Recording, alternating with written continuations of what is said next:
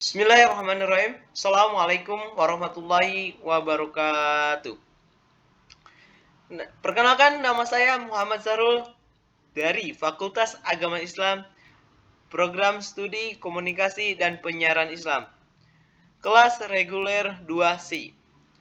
Untuk memenuhi ujian tengah semester, maka saya meresum beberapa materi yang telah disampaikan oleh dosen pengampu Dr. Haji Ahmad Alim LCMA dalam mata kuliah Ulumul Quran. Ada beberapa materi, yaitu 7 materi yang akan dipaparkan. Yang pertama, yaitu Al-Quran sebagai segala ilmu. Yang kedua, Nuzulul Quran. Yang ketiga, Nasyah dan Mansyuh. Yang keempat, Qiraah Sab'ah. Yang kelima, Ilmu Munasabat. Yang keenam, Harifati Asma'il Quran. Dan yang ketujuh, Ayat Ahkam. Baik, yang pertama, Al-Quran sebagai segala ilmu. Al-Quran diturunkan sebagai kalamullah. Al-Quran diturunkan kepada Nabi Muhammad SAW sebagai Nabi terakhir. Ulumul Quran adalah ilmu yang membahas atau mengungkap Al-Quran dan juga mempelajari modifikasi Al-Quran. Menurut Ibnu Aqilah, pembahasan dalam Ulumul Quran mencapai 150 pembahasan. Demikian juga imam-imam lainnya membahas spesifik tentang pembahasan Ulumul Quran dan mengemukakannya hal yang serupa. Menurut Ibnu Jauzi mengatakan, kemuliaan suatu ilmu diukur dari kemuliaan subjek dan objek. Jadi, Ulumul Quran adalah sebaik-baiknya ilmu karena objeknya Al-Quran yang sangat mulia.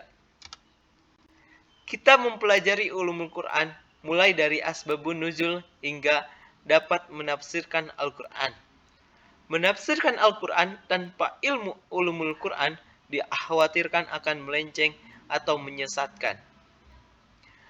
Lalu, sebagian bekal bagi seorang dai untuk mempelajari Al-Quran agar tidak melenceng, untuk mendapati segala ilmu, maka kuncinya adalah mempelajari Al-Quran.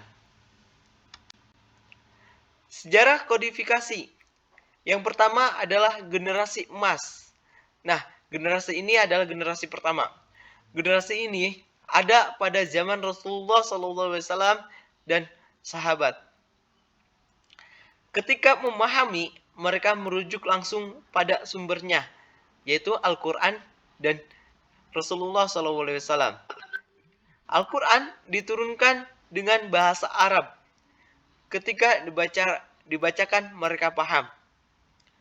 Nabi memfokuskan para sahabat untuk mempelajari Al-Quran. Selanjutnya, yaitu generasi kedua, yaitu generasi Khulafa Ar-Rasyidin. Pasca wafatnya Rasulullah SAW, Islam menyebar luas ke seluruh dunia, bahkan hingga negara non-Arab. Hal ini menyebabkan terjadinya penyinggungan budaya. Yang ketiga, generasi pembukuan.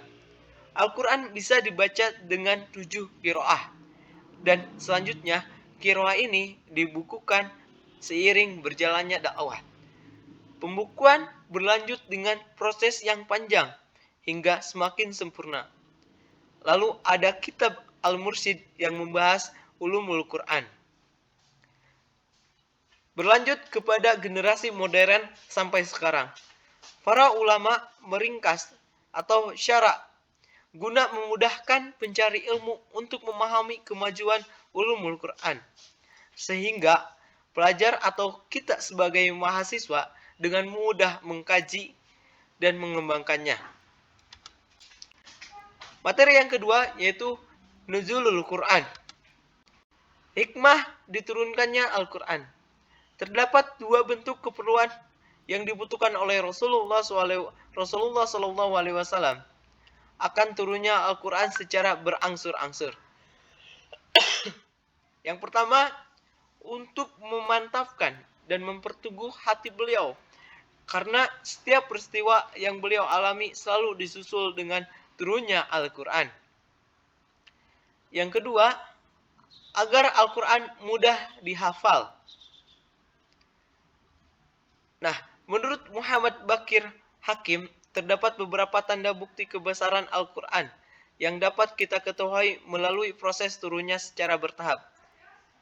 Yaitu, selama perjalanan dakwah Rasulullah SAW selama 20 tahun lebih lamanya telah terjadi perubahan-perubahan yang mendasar melalui proses yang cukup berat dan cobaan yang sangat dahsyat.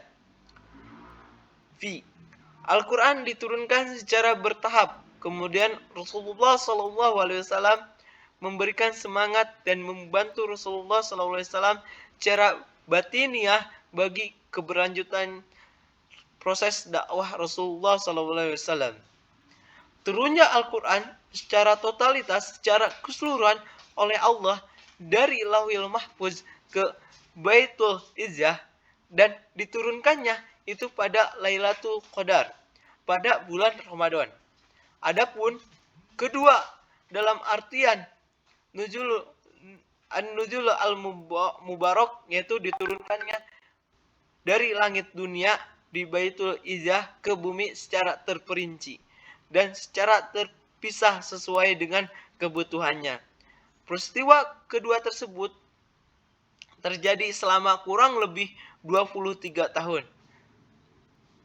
Bertepatan dengan Nabi Muhammad SAW diutus menjadi seorang Rasulullah SAW seorang Rasul di usia 40 tahun sampai Nabi wafat di usia 63 tahun.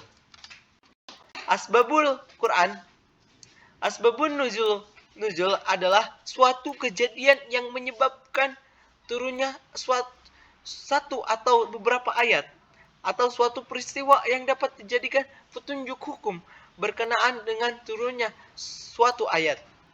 Dapat dipahami bahwa keadaan yang menjadi sebab turunnya suatu ayat ada kalanya berbentuk sebagai berikut. 1. Sikap permusuhan. 2. Terjadinya kekeliruan akibat perbuatan suatu dosa. Contohnya, ketika Abdurrahman bin Auf mengundang makan Ali dan kawan-kawannya. Kemudian dihidangkan minuman khamar sehingga terganggulah otak mereka. Ketika tiba waktu salat, orang-orang menyuruh Ali untuk menjadi imam. Dan pada waktu itu beliau membaca dengan keliru. Qul ya ayyuhal kafirun la a'budu ma ta'budun wa nahnu na'budu ma ta'budun. Maka turunlah ayat di atas sebagai larangan untuk sholat di waktu mabuk. Pertanyaan tentang suatu peristiwa yang terjadi pada masa lampau, yang sedang terjadi dan yang akan datang. Ketika dalam melakukan pencarian dan penelitian terhadap riwayat asbabun nuzul suatu ayat, kita terkadang akan diperhadapkan pada beberapa riwayat yang beragam, baik dari aspek kualitas, sanad, dan matan. Tidak semua riwayat asbabun nuzul itu sanadnya sampai dari Nabi Muhammad SAW dan sahih, melainkan juga mursal dan dhaif. Sehingga bila menjumpai hal yang demikian, maka terdapat langkah-langkah penyelesaian yang dapat kita tempuh menyangkut perbedaan riwayat yang beragam tersebut. Yaitu, yang pertama, apabila terdiri dari riwayat yang tegas dan tidak tegas, maka yang diambil adalah riwayat yang tegas. Yang kedua, apabila terdiri dari riwayat yang sahih dan dhaif, maka riwayat sahih yang dipilih. Apabila terjadi dari riwayat yang sama-sama kualitasnya kesahihannya, maka harus dilakukan penelitian lebih lanjut. Yang keempat, apabila terdiri dari riwayat yang sama-sama kualitas kesahihannya dan memiliki jarak waktu yang berdekatan, maka para mufasir menyatakan bahwa keduanya adalah sebab turunnya ayat itu, karena keduanya memungkinkan untuk dikompromikan. Nah, ada surat Makkiyah dan surat Madaniyah. Al-Quran diturunkan berangsur-angsur selama 23 tahun. Para ulama membagi masanya diturunkannya Al-Quran menjadi dua periode, yaitu Mekah dan Madinah. Periode Mekah terjadi selama 13 tahun, masa kenabian Rasulullah SAW. Surah-surah yang diturunkan pada dalam waktu 13 tahun awal dimulai ketika Nabi Muhammad menerima wahyu pertama di Gua Hiro, termasuk golongan surat Makkiyah. Sedangkan periode Madaniyah dimulai sejak peristiwa sejarah berlangsung selama 10 tahun. Setelah hijrah, surat-surat yang turun pada saat itu disebut surat Madaniyah. Selain itu, meskipun disebut sebagai surat Makkiyah, tidak semua ayat pada surat tersebut turun di kota Mekah. Ada surah yang turun sewaktu Nabi berpergian keluar Mekah, namun karena masih dalam periode Mekah sebelum hijrah, surah itu tetap dikenal sebagai surah Makkiyah. Mengetahui perbedaan antara surah-surah Makkiyah dan Madaniyah sangat penting bagi orang yang mempelajari Al-Quran dan ilmu tafsir. Ciri-ciri surat Makkiyah dan Madaniyah. Ciri-ciri surat Makkiyah didominasikan oleh ayat-ayat pendek. Yang kedua, didominasikan di dalamnya membahas mengenai masalah akidah. Yang ketiga, setiap surat yang mengandung kisah-kisah Nabi dan umat terdahulu, kecuali kisah Nabi Adam dan Iblis yang disebutkan dalam surat Al-Baqarah, yaitu surat Makkiyah. Ciri-ciri surat Madaniyah. Terdapat kalimat orang-orang yang beriman pada ayat-ayatnya. Terdapat hukum-hukum farid, hudud, qisas, dan jihad di dalamnya. Yang ketiga, ayatnya banyak menyebut kalimat orang-orang munafik, kecuali surat Al-Ankabut. Yang keempat, membuat bantahan terhadap ahli Alkitab, yaitu Yahudi dan Nasrani. Yang kelima, menurut hukum syara seperti ibadah, muamalah, al-ahwal, dan al-syasyah. Yang keenam, ayatnya panjang-panjang. Yang ketujuh, suratnya berisi ayat-ayat yang panjang. Yang kedelapan, berbicara mengenai kedudukan dan ancaman bagi orang-orang munafik. Yang kesembilan, banyak menyebutkan tentang jihad serta pemberian izin berperang dan hukum-hukumnya.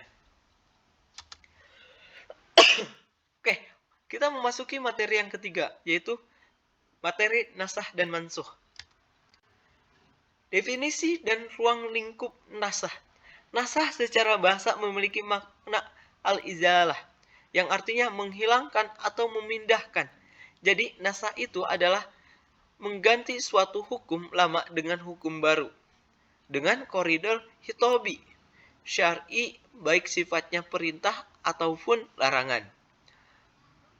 Adapun metode nasah dan mansuh yang perlu dipelajari adalah sebagai berikut. Adanya riwayat yang sahih. Yang kedua, ijma' para ulama. Yang ketiga, mengetahui sejarah hukum. Adapun macam-macam nasah mansuh. Yang pertama, Quran dengan Quran. Yang kedua, Quran dengan hadis atau as-sunnah. Yang ketiga, hadis dengan Quran. Yang keempat, hadis dengan hadis. Contoh nasah mansuh. Yang pertama, masalah terkait kiblat. Hadis dengan Al-Quran. Awal mulanya yang menjadi arah kiblat seorang muslim adalah Baitul Maqdis. Akan tetapi sekarang dirubah ke Masjidil Haram yang berada di Mekah. Syariat salat menghadap Baitul Maqdis yang ini berdasarkan hadis dihapus dengan firman Allah Subhanahu wa taala. Sungguh kami sering melihat mukamu menengadah ke langit, maka sungguh kami akan memalingkan kamu ke kiblat yang kamu sukai. Palingkanlah mukamu ke arah Masjidil Haram, dan di mana saja kamu berada, palingkanlah mukamu ke arahnya. Quran Surat Al-Baqarah ayat 144. Yang kedua, masalah terkait ziarah kubur. Hadis dengan hadis. Larangan untuk berziarah kubur, akan tetapi sekarang telah diperbolehkan. Sabda Nabi SAW, dahulu aku melarang kamu dari berziarah kubur, maka sekarang hendaklah kamu berziarah kubur. Hadis riwayat Muslim. Yang keempat, yaitu materi qiraah sab'ah. Pada zaman Umar bin Khattab, Umar dan sahabat Hisham, ketika terjadi perdebatan di antara keduanya tentang tata cara membaca Al-Quran, karena terdapat perbedaan, Hisham dan Umar menghadap Nabi SAW. Kemudian Nabi SAW membenarkan bacaan keduanya karena keduanya dinukil dari Nabi SAW. Zaman sahabat Utsman, beliau wafat tahun 35 Hijriah, bahwa ketika itu datang kepada Utsman, yaitu Huzaifah bin Yaman. Ketika umat Islam dan negara-negara yang di bawah taklukan Islam itu sudah mulai menjabar luas, seperti Armenia, Azerbaijan, sudah di bawah kekuasaan Utsmani. Nah, ternyata di daerah baru yang dibuka oleh kekuasaan Khalifah Utsman, dijumpai di sana mengklaim bahwa bacaan yang paling benar dan yang lainnya itu dianggap salah. Muwafaqah yang sesuai dengan Lugatul Arabia. Syarat qiraah disebut qiraah sabah itu bisa sah dengan 3 syarat. Yang ke satu, talaki, dinukil sanadnya sampai Nabi SAW. Yang kedua, harus sesuai dengan Rusumul Utsmani atau Mushaf Utsmani. Yang ketiga, Lughah Arabiyah, menggunakan bahasa Arab. Hikmah perbedaan qiraah. Yang pertama, untuk memudahkan seseorang melakukan dalam suatu bacaan. Yang kedua, dari sisi lafadznya sangat meringankan dalam syariat hukum fikih, bahwa dengan adanya qiraah sab'ah, Al-Quran ini terjaga menunjukkan kesempurnaan agama Islam. Baik, kita memasuki materi yang kelima, yaitu ilmu munasabat.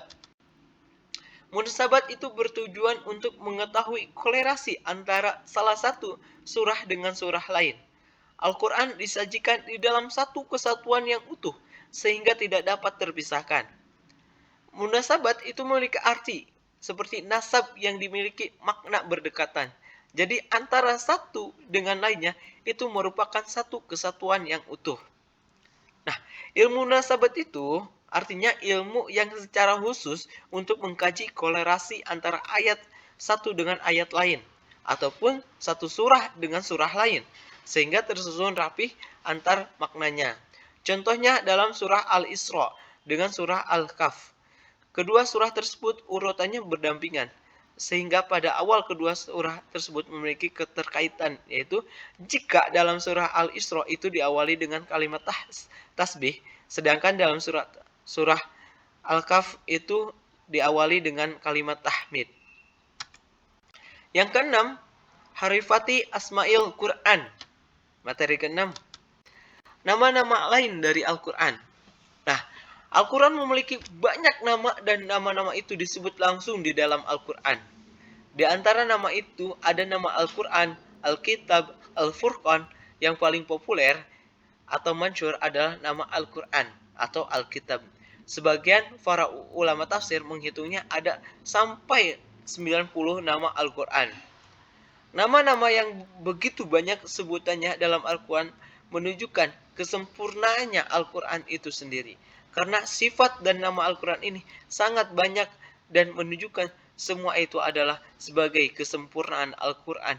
Bahwa Al-Quran adalah kalam Allah, wahyunya Allah, bukan produk budaya yang sebagaimana dituduhkan oleh orang-orang orientalis atau orang-orang liberal. Nama-nama lain dari Al-Quran, yang pertama, Imam Asy'uti menyebutkan ada 55 nama. Imam Asy'uti Al-Quran itu dinamai dengan Alkitab. Disebut dalam surat Ad-Dukhan, Hamim wal kitabil mubin. Dan kita yang jelas kau mak yang terperinci itu adalah sebutan wal kitab. Itu nama lain daripada Al-Quran.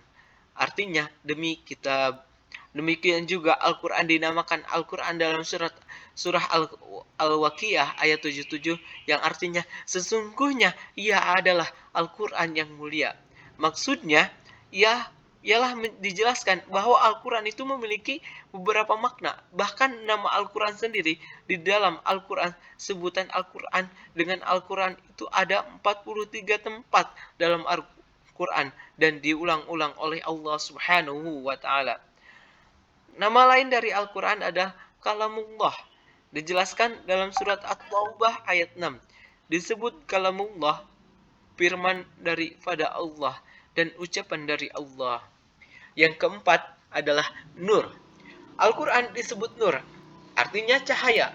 Terdapat dalam surat An-Nisa ayat 174 yang artinya yang telah kami turunkan kepada kalian cahaya yang terang dan jelas. Cahaya tersebut sebagai petunjuk manusia, menjelaskan halal haram, hak dan batil, sehingga manusia mendapatkan pencerahan di dalam kehidupannya.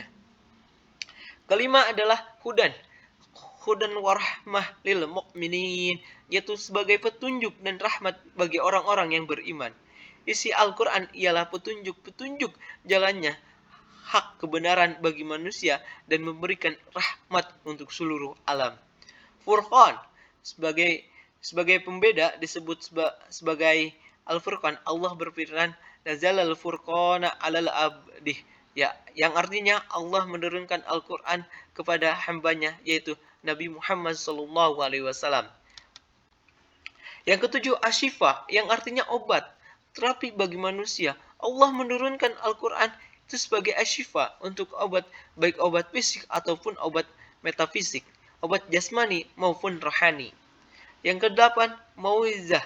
Al-Quran disebut juga nama Mauizah karena memang di dalamnya banyak sekali nasihat-nasihat untuk motivasi bagi manusia.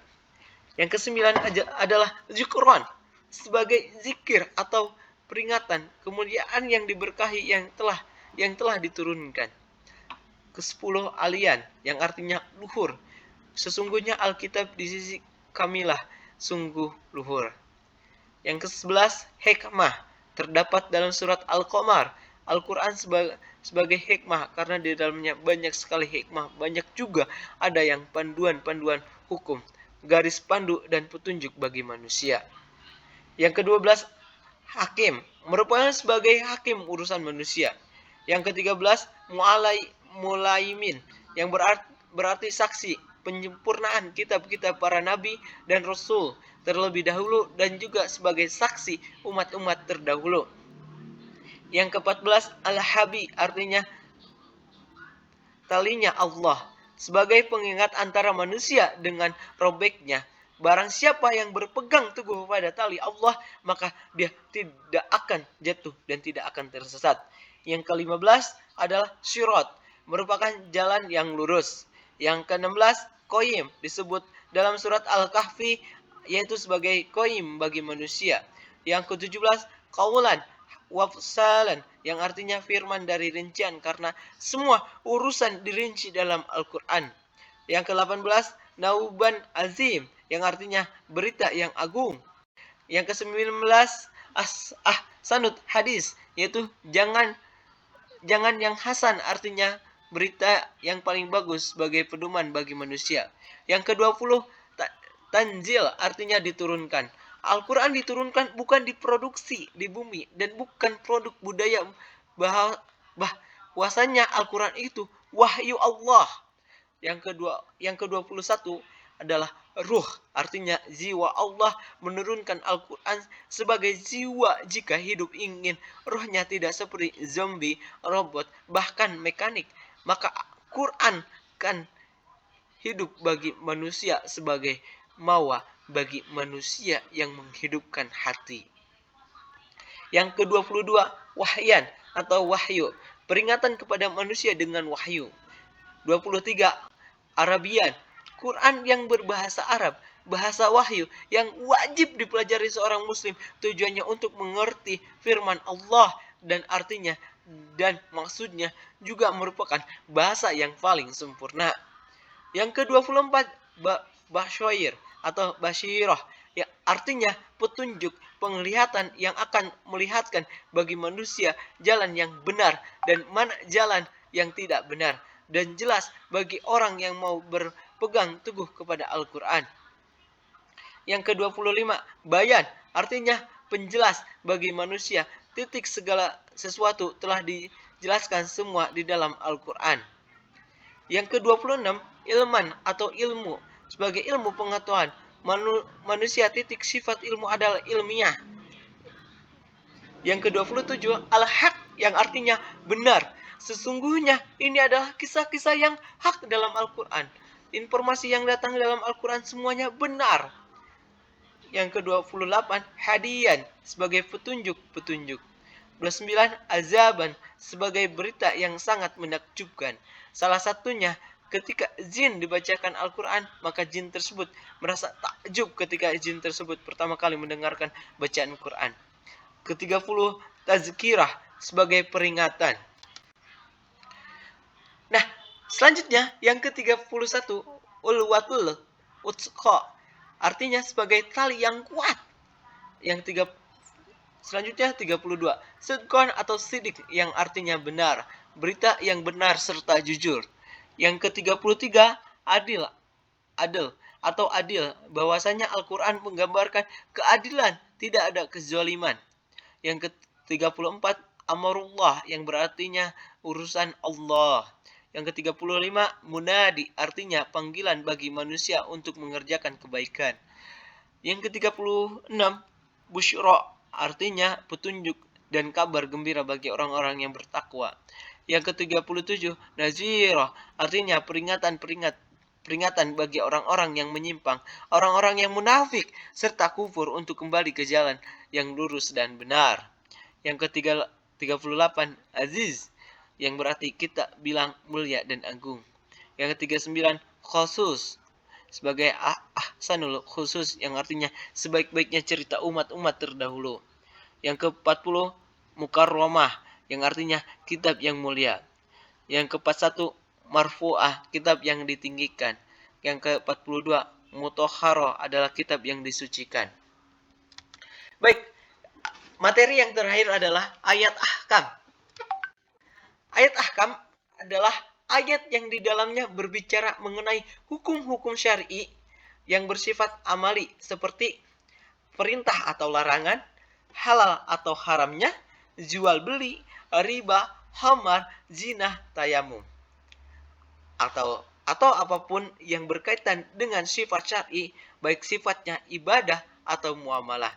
Dan menurut istimbat para ulama, terdapat 500 bahkan sampai 800 ayat ahkam dalam Al-Quran, yaitu ulama-ulama Asy-Syafi'iyah mengatakan bahwa ada 500 ayat ahkam dalam Al-Quran. Ulama-ulama Malikiyah menyebutkan ayat ahkam dalam Al-Quran terdapat 800 ayat, dan ada juga mutakhir seperti As'un Nain Ani mengatakan terdapat 200 ayat ahkam dalam Al-Quran. Imam Asyuyuti, beliau mendefinisikan tentang kandungan ayat Al-Quran. Mayoritas ayat-ayat Al-Quran itu tidak kosong dari hukum-hukum yang berkaitan dengan akhlak terpuji, ahkam yang mulia. Kemudian dari ayat itu ada yang secara jelas menyebutkan di dalamnya berbicara tentang hukum-hukumnya. Dan sebagian ayat ada yang diambil secara istimbat. Selain para ulama tafsir yang memperhatikan tentang ayat-ayat ahkam, para ulama hadis pun memperhatikan tentangnya. Seperti Imam Hajar yang menulis Bulughul Mahram tentang masalah-masalah hadis, atau Al-Maqdis menulis tentang hukum ahkam. Ulama di kalangan Malikiyah membuat 18 kitab khusus yang membahas tentang tafsir ayat-ayat ahkam. Ulama di kalangan Safiyah membuat 8 kitab yang rata-rata bukunya berjudul Ahkamul Quran. Terima kasih. materi yang saya paparkan. Mohon maaf bila ada kekurangan.